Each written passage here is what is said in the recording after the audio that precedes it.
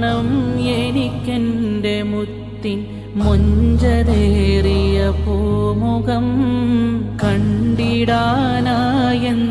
ചെയ്യണമെന്നതാണെൻ സങ്കടം. കണ്ണടച്ചു കിടന്നു മുത്തിൻ സ്വലാത്തുമേറെ ചൊല്ലി ഞാൻ. കണ്ടതില്ല വന്നതില്ലൻ മുത്ത് മുസ്തഫ തങ്ങള്. കാരണം ഞാൻ പാപമേറിയ പാപിയായതിനാലോ കണ്ണുനീരല്ലാതെ എന്നിൽ ബാക്കിയായൊന്നും